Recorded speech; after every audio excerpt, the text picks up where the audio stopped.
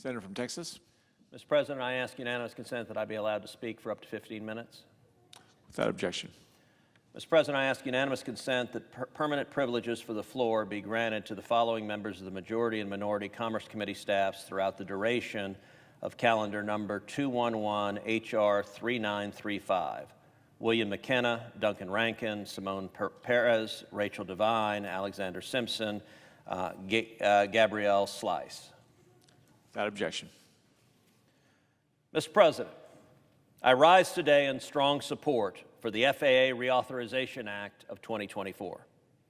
This bill, negotiated by Chair Cantwell and myself with the leadership of the House Transportation and Infrastructure and Science Committees, is a bicameral and a bipartisan accomplishment.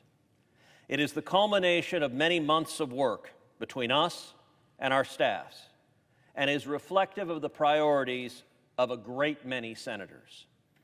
On the Republican side alone, more than 200 member priorities were included.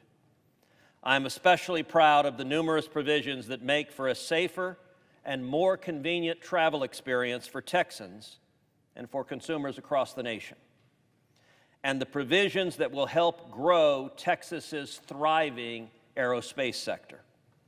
It will make significant strides in aviation safety, the primary mission of the FAA, and something I know that all of us care deeply about. It will provide a clear path forward to integrate new advanced aviation technologies and will make it easier for flyers to get upfront information on ticket prices. A flurry of near misses at our nation's airports, multiple concerning maintenance reports of United Airlines flights, and the alarming decompression event of Alaska Airlines Flight 1282 have together raised serious concerns with the safety of our airspace. Aviation safety has been and will continue to be one of the very top priorities of the Senate Commerce Committee.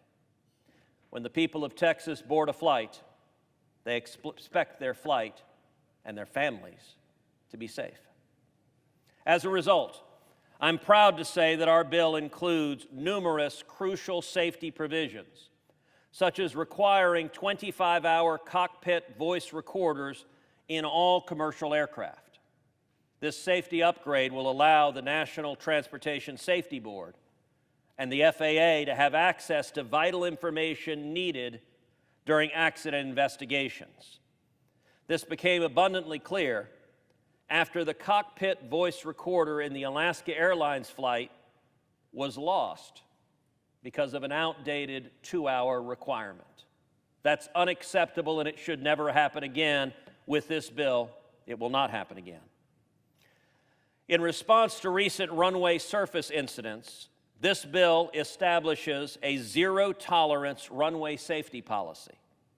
It prioritizes projects that improve surface surveillance. It establishes a runway safety council, and it requires a timeline and an action plan to actually get better runway and tarmac incursion technologies installed at airports that need them. Air traffic controller shortages have plagued airports across the country, including in my home state of Texas, putting traveler safety at risk. This legislation aims to relieve the strain on air traffic control by directing the FAA to hire the maximum number of air traffic controllers, hopefully aiding the many facilities that have been understaffed for far too long. At a time when aircraft safety seems to be in the news every other day, our bipartisan bill makes important upgrades to safety reporting. Commercial aviation has improved in the last several decades, in part because the FAA and industry have tracked trends in safety to respond in a proactive manner to safety concerns, instead of waiting until after a fatal accident has occurred. Furthermore, this bill recognizes the important role that whistleblowers play and includes protections for those reporting safety concerns. This bill also makes transformative investments in airports across our country by making updates to the formula used to disperse grants for airport infrastructure projects.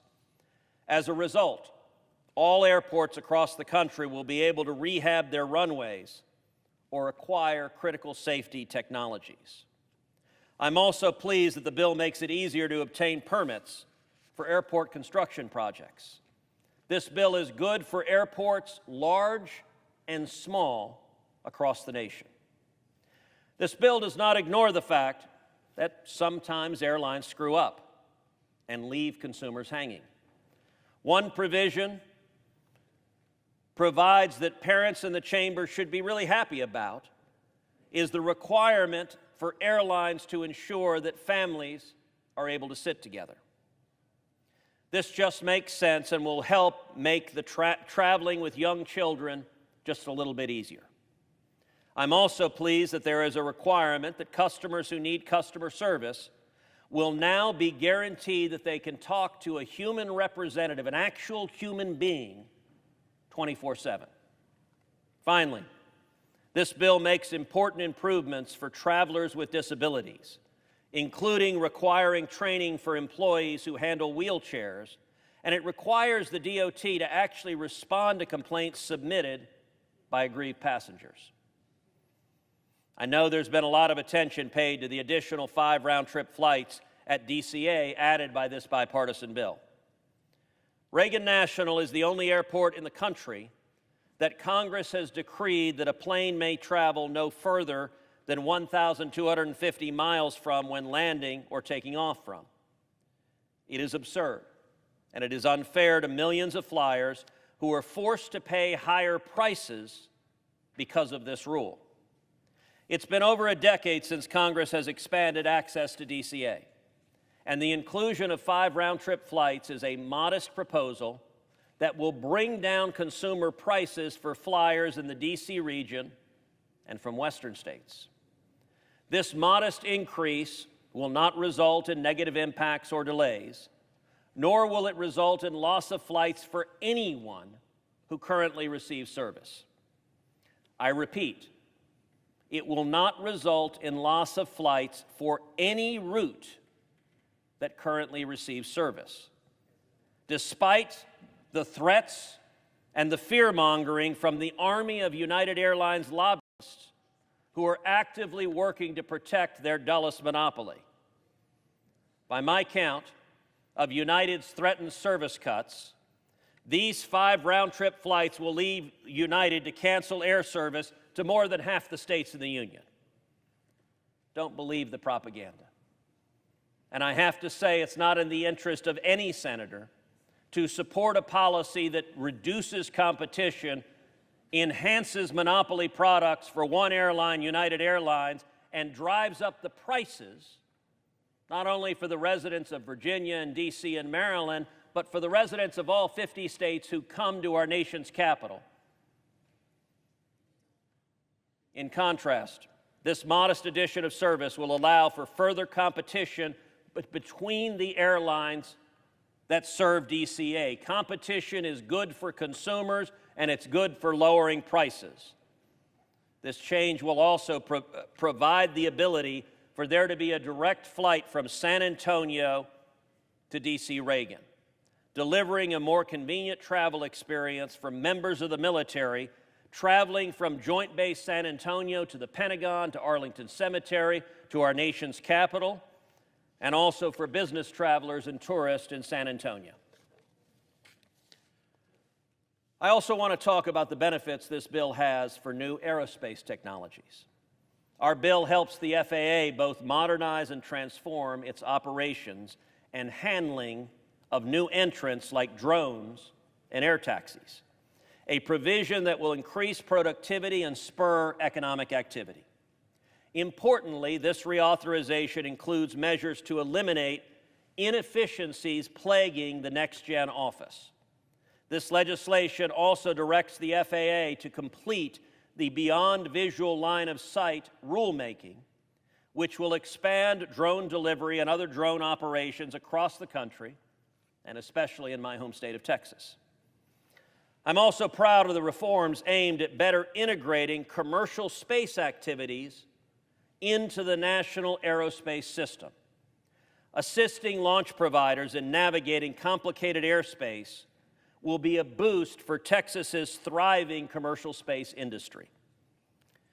To carry out all of these ambitious goals, the FAA needs a workforce that has the technical expertise to conduct effective oversight of manufacturers and airlines, as well as technical experts who can help in the certification of these new and novel technologies.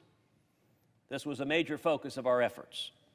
For example, in an effort to boost the aviation workforce and provide more opportunities for America's veterans, this legislation makes it easier for military service members to transition to civil aviation careers. This comprehensive and bipartisan bill bolsters the FAA at a time when the agency needs support.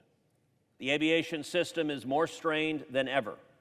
Millions of Americans travel every single day. Millions of Americans depend on this sector to earn their livelihood. The U.S. aviation sector is the gold standard of safety, and I'm proud of the improvements and reforms made in this bill, and I look forward to working with colleagues on both sides of the aisle to advance this bill to final passage. Thank you, and I yield the floor.